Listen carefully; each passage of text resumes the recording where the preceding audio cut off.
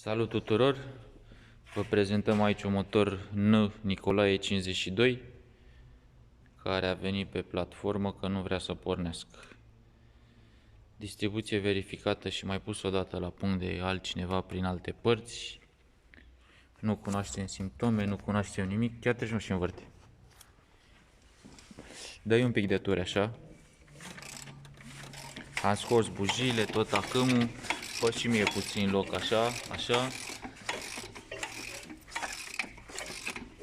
A început la sară. Dai un pic de ulei în el și tragem de el după aia.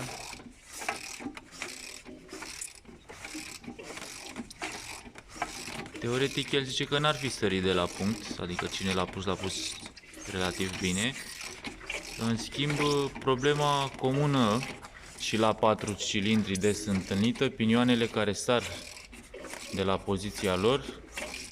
Noi am verificat mai devreme și am văzut că cel după admisie a vrut să sară. Ia-ți un pic pauză să-l mai probăm o dată.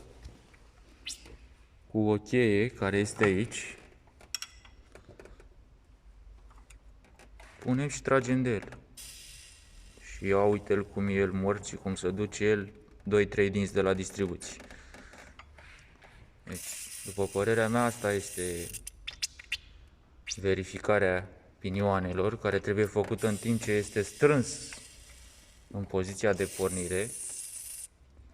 Gândiți-vă că ăsta la automat poate să flencăne, să sară cum vrea el, în orice poziție, și atunci o să ziceți de ce nu pornește. Benzinește, scântește, dar nu pornește. Ăsta este unul dintre motive. Bun. Celălalt are puțin joc, dar nu sare. Distribuția care e slabă oricum bine. Teoretic n-ai voie să tragi înapoi în sensul de rotire a lui, dar noi pentru verificări îl supra-solicităm. Deci ăsta nu sare ca celălalt, are un pic de joc care se mai poate pierde după pornire în presiunea de ulei. În schimb ăsta alt este la gară. Vedeți, el acum a dat și să se și blocheze înapoi, dar după o altă tură de automat o să meargă, nu știu, o stație, două, iar se oprește, iar sare.